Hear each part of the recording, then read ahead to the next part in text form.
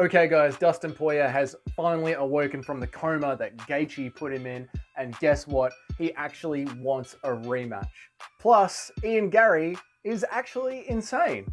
He's mad, but that might be a good thing for his career. Let's talk about it right now. Dustin Poirier has come to his senses and he has actually returned to Twitter in a series of tweets where he is calling out Gaethje for a third fight. And of course, guys, there are certain ways to look at this. There are the ways we, the fans, can profit from this with an enjoyable fight. It's good for Dustin, but is it really good for that whole meritocracy of the light heavyweight division, which seems to be trapped in this eternal top 5 circle jerk? Obviously for Dustin, it's very fair because it keeps him in the title picture. Dusty obviously has a bunch of options. He could move up to 170. There is a money fight waiting for him there against Colby Covington when Colby inevitably loses to Leon Edwards.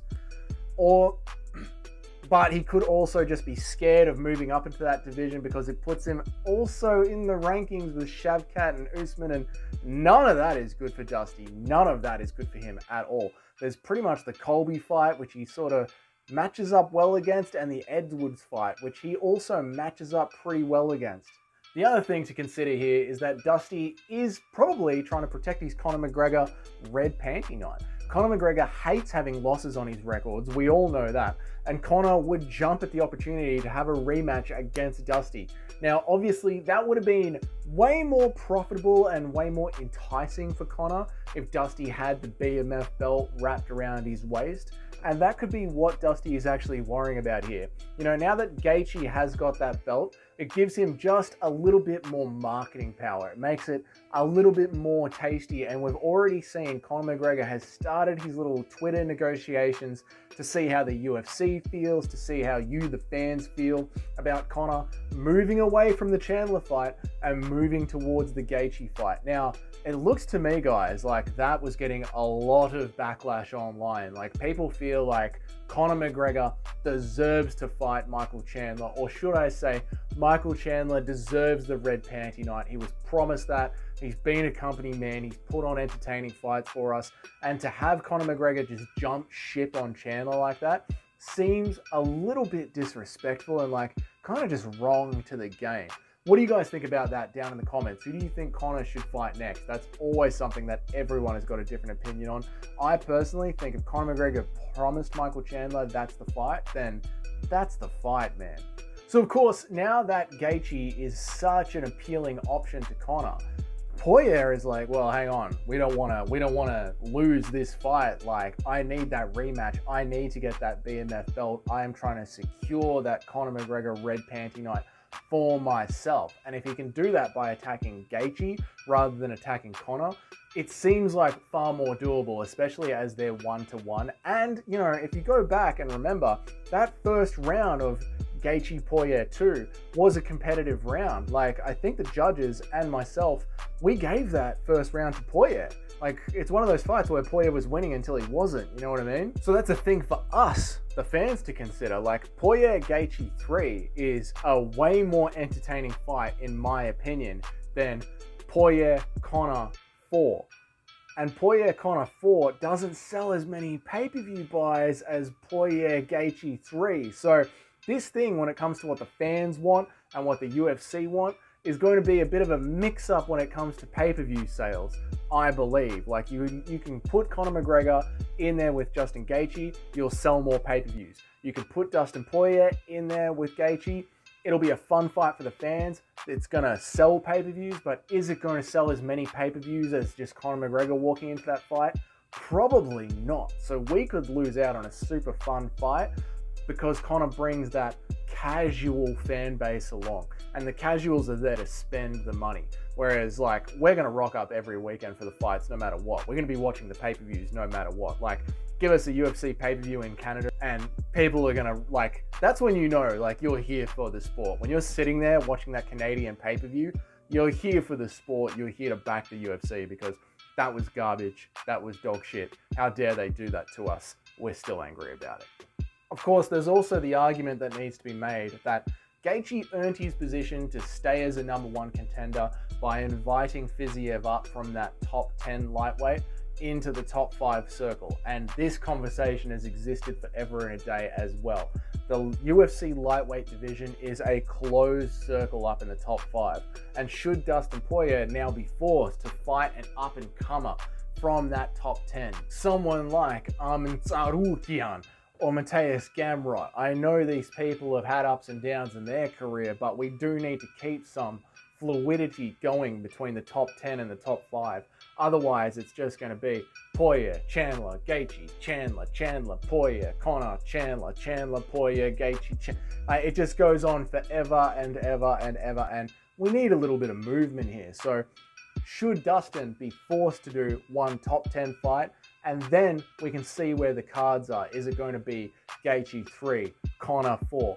A Oliveira rematch. Let's say Oliveira fights Makhachev and loses. Poirier fights someone in the top 10 and wins. Then you've got Poirier, who's coming off a win, versus Oliveira, who's coming off a loss. Can we have another number 1 contenders fight right there? And is that the way to re-close that top 5 circle? You've got to be very careful with how you manage the UFC lightweight top 5 division. And Poirier, like, we're in that dance now, and I can see Poirier is scrambling to keep himself in there without having to do any heavy lifting, really. Like, I know fighting Gaethje again is a hard fight, but it's an easy money fight. Fighting Conor McGregor is a hard fight, but it's an easy money fight. But fighting someone in the top 10 is a hard fight. You could lose it all. If you lose that fight, it is going to be really hard to claw your way back in there. And that's something that Poirier doesn't want to do. So he's sort of in that make or break moment of his career. And I personally thought he'd be hanging up the gloves now. So the fact that Poirier's even tweeting and thinking about coming back, I'm still a Poirier fight fan. I still enjoy seeing him in the cage. So to me, that's always going to be a good thing. I'm happy with that either way. Guys, let me know down in the comments, what do you think should be next for Dustin Poirier? What do you want to see him do next? I'm not sure if I'd rather see him fight Gaethje or see him fight someone coming up from the top 10. Personally, just to keep the movement going, I'd like to see him pick out a name from the top 10 and fight them first, and then we'll see where lightweight's at. We'll see where it's at, and if Gaethje gets the Conor fight in between them, hopefully that is a fight that happens after Chandler. They're my initial thoughts on it. Okay, next thing that I wanted to talk about really quickly was just Ian Garry. Ian Garry is a madman. We're starting to see more of Ian Garry every single day on the media, whether it's things that he's saying to other fighters or things that he's saying directly to the media. And I can tell that we're moving towards one of these personalities that's just a cringy maniac of a personality, like thinks he's top shit, is kind of delusional, and that's okay. At this stage of his career, that's okay. I don't know if he's going to go in the full Kevin Lee direction where he might rack up a whole bunch of losses and think he's delusional, or he might go in the Israel Adesanya direction where he keeps racking up all these wins and just keeps saying really cringy, weird things. Essentially, what I'm referring to is he thinks he's carrying this entire pay-per-view on his back. Like, somehow Sean O'Malley and all of his little Gen Z children fans versus Aljamain Sterling, one of the greatest bantamweights of all time on paper, actually clashing in Boston isn't going to sell pay-per-views unless Ian Garry is there somehow. Like, Zhang Wei Li, like it or not, she has got a huge Chinese following. They're going to be buying pay-per-views. Like, she isn't going to sell pay-per-views unless Ian Garry is there somehow. Like, this card is stacked. There are plenty of people that are going to be buying pay-per-views. And for some reason, Ian Garry's just convinced himself, like, I'm the one that they're here for. A bit crazy. But the point is, it gets people talking about him. His name is in the media, and he is still young in his UFC career. This is exactly what he needs to be doing. So for now, I'm liking it, but I can see what kind of direction this is going to go in. And either way, it's fine. You know, like, as he keeps acting this way and he keeps being more and more unlikable, if he keeps racking up the wins, he's going to have that Israel Adesanya effect where people are going to tune in just to hope that one day he gets knocked out. And if he loses, he could go on his redemption arc where he actually humbles himself a bit, comes back and puts a few good wins together humbly, and actually starts to accumulate and amass this fan base very much like Charles Oliveira. And look, the people love Charles Oliveira. Charles Oliveira is a fan favorite, nice guy, winning guy. Like, Same thing with Leon Edwards. Leon Edwards, very humble bloke. Watching him win his title as a true Rocky story, just like a great character that we have on the MMA landscape. So it's going to be interesting to see which direction Ian Garry's career goes in, as we can now see that he is entering the role of the Madman, which is always fun to watch. Anyway, guys, that will do for this video. I am in the city of Boston for this week's fight weekend, and I am so pumped to be here. We're going to be across the road from the Garden watching the fights live at a sports bar. Let me know your thoughts down in the comments of what we've talked about today. If you guys have been enjoying these videos, maybe consider subscribing, and I'll see you all in the next one.